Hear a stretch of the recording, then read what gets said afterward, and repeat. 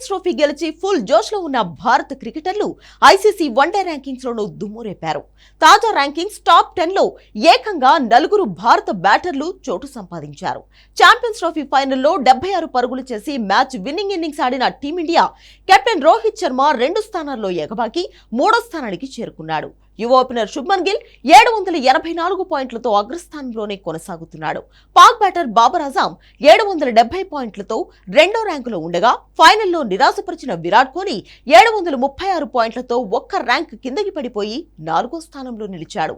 ఇతర భారత క్రికెటర్లలో శ్రేయస్ అయ్యర్ 8వ స్థానంలో నిలిచారు. ఫైనల్ మ్యాచ్ తో పాటు మిగతా మ్యాచ్ల్లోనూ కీలకంగా రాణించిన కేఎల్ రాహుల్ 638 పాయింట్లతో అనూహ్యంగా కిందకి దిగజారిపోయాడు. ప్రస్తుతం 16వ ర్యాంకులో కొనసాగుతున్నాడు. న్యూజిలాండ్ బ్యాటర్ డారిల్ మిచెల్ 1 స్థానం ఎగబాకి 6వ స్థానానికి చేరుకోగా ఛాంపియన్స్ ట్రోఫీలో ప్లేయర్ ఆఫ్ ది సిరీస్ గా నిలిచిన రచిన్ రవీంద్ర 14 స్థానాలు ఎగబాకి 14వ స్థానానికి చేరుకున్నాడు. గ్లెన్ ఫిలిప్స్ కూడా 6 స్థానాలు ఎగబాకి 24వ స్థానంలో నిలిచాడు. బౌలింగ్ ర్యాంకింగ్స్ లో భారత బౌలర్ కుల్దీప్ యాదవ్ 3వ స్థానంలో నిలిచాడు. రవీంద్ర జడేజా 616 పాయింట్లతో 3 స్థానాలు ఎగబాకి 10వ ర్యాంకుకు చేరాడు.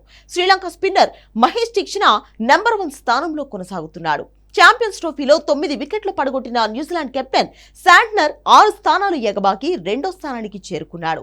2వ ర్యాంకులో ఉన్న రషీద్ ఖాన్ ఏకంగా 7వ స్థానానికి పడిపోయాడు. కేశవ్ మహారాజ్ 4వ స్థానంలో, కివీస్ పేసర్ మ్యాట్ హెన్రీ 6వ స్థానంలో ఉన్నారు. పాకిస్తాన్ పేసర్ షాహీన్ అఫ్రీది చెత్త బౌలింగ్ తో 5 స్థానాలు దిగజారి 9వ స్థానానికి పడిపోయాడు. ఆల్రౌండర్ల జాబితాలోనూ రవీంద్ర జడేజా టాప్ 10 లో కొనసాగుతున్నాడు. 220 పాయింట్లతో 10వ ర్యాంకులో నిలిచాడు. Afghan player Azmatullah Omarzai top place లో ఉన్నాడు.